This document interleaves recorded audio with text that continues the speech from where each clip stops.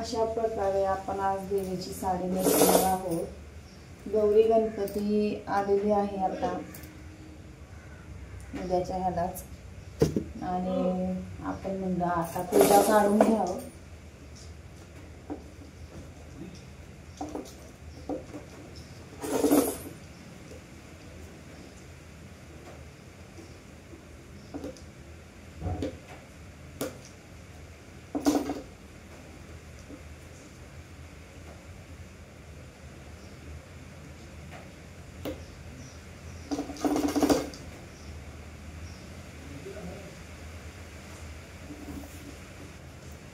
आज आपण एकदम साधी सिंपल साडी नेसणार आहोत.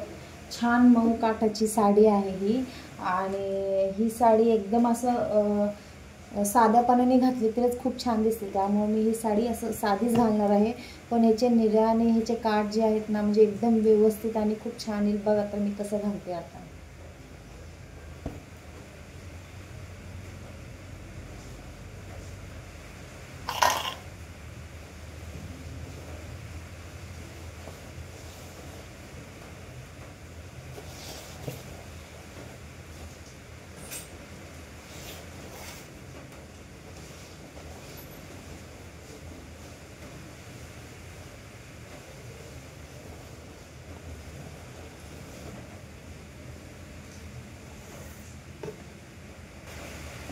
तर अशा पद्धतीने मी व्यवस्थित निर्या करून घेतली. अशा पद्धतीने आता ह्याला व्यवस्थित करून घ्यायचं आपण.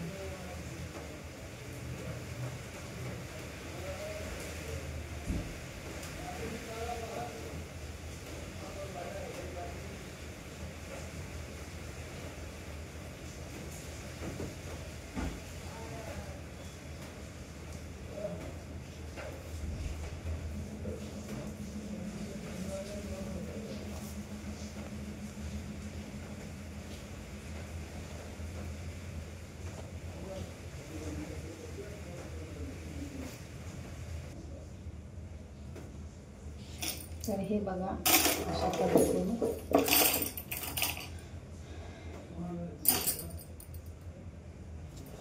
मी छान प्रकारे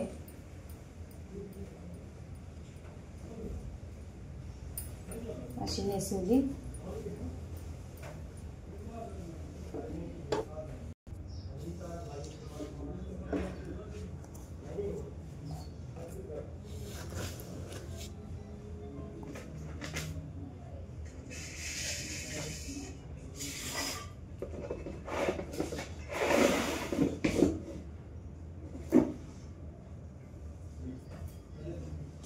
अशा पद्धतीने निर्या करून घेतले मी. बघा तुम्हाला दिसेलच निर्या. आता हे व्यवस्थित नंतर तुम्हाला दिसणार.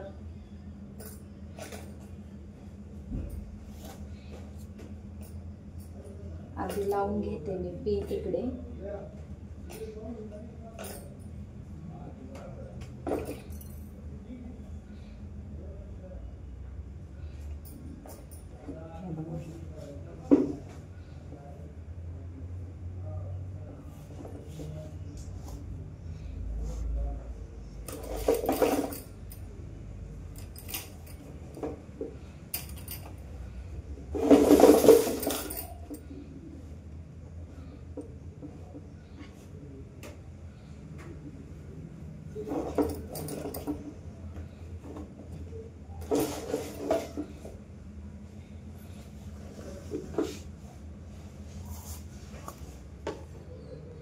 बघा अशा पद्धतीने मी, आणि साडी आहे ना खूप म्हणजे खूप मऊ आहे आणि सॉफ्ट आहे. त्यामुळे ना निर्या व्यवस्थित असे बसतात आणि दिसायला पण खूप छान दिसतं. ही साडी मी एकदम साधीच घालते. म्हणजे अशा प्रकारची जर साडी असेल ना तर मी एकदम साधीच घालते, कारण ह्याची निर्या खूप छान आणि व्यवस्थित बसतात म्हणून. तर असं ह्याचा आपण पदर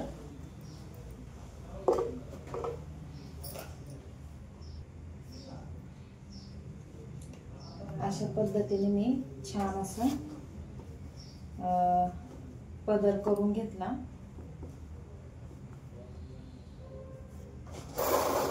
मला दिसेल आता. असं मी पदर करून घेतला.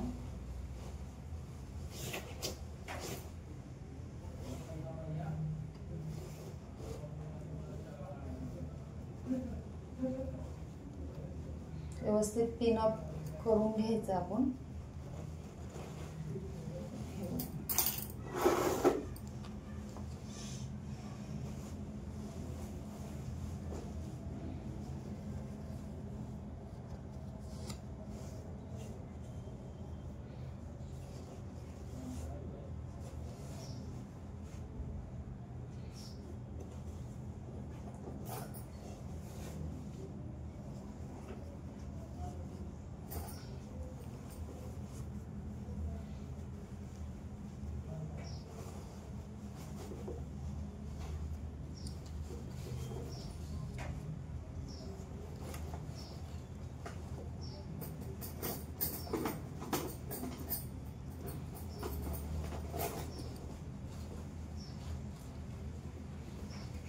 बघा, साडी आपण म्हणतो लय अवघड दिसतं, तसं नसतं बरं का. लय खरंच अवघड असते साडी एखादीला नेसवायचं जरी म्हणल्यावर. कारण हे असं तसं, हे झालं ते झालं, पदर सुटला किंवा निरा सुटला, आणि आपण आपल्या स्वतःसाठी घालायचं म्हणल्यावर आपण एवढं विचार करतो. पण कोणाला तरी दुसऱ्याला घालायचं असेल किंवा सजावट कोणाला तरी नटवायचं असेल तर लय विचार करावा लागतो. मग ते कधी कधी काय चुकतंय, निरा चुकतात, कधी पदर चुकतो.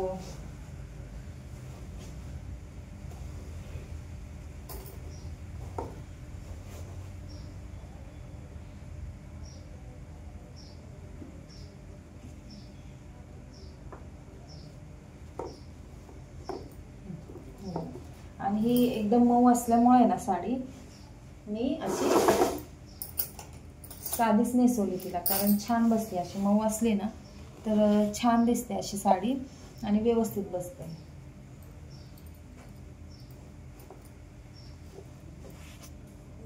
आईचा शृंगार आपण कवड्याच्या माळापासून करत असतो नेहमी. तर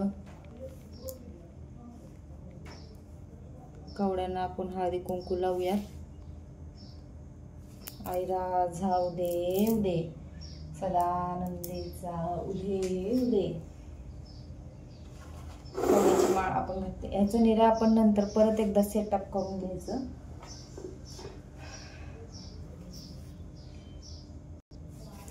त्यानंतर आपण मोठ्या माळीपासून सुरुवात करायची.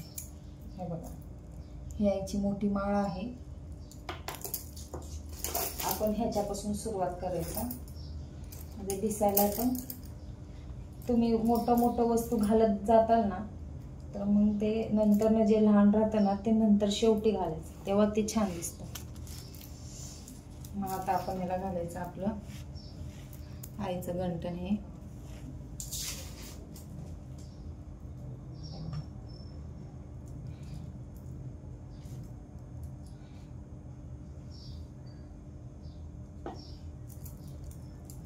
त्यानंतर हे घालायचंय आपल्याला. हे मी स्वतः घरी बनवलेलं आहे. मण्या वगैरे आणले आणि हे पेंडन घेऊन आलं आणि हे सगळं स्वतः मी घरी बनवलेले आहे. कसं दिसतंय? छान दिसतंय ना. त्यानंतर आपण आईचा आवडता आपण घालूयात बोरमाळ.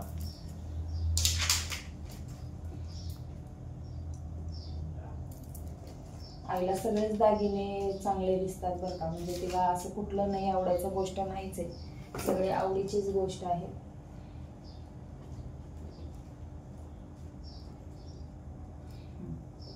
हे बघा.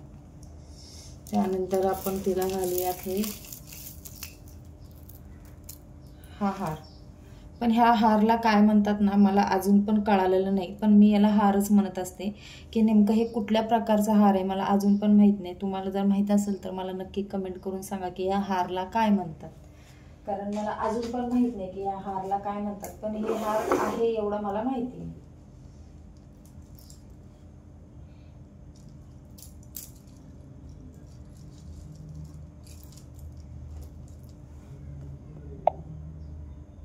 तर अशा पद्धतीने मी आईचं सगळं शृंगार केलेला आहे.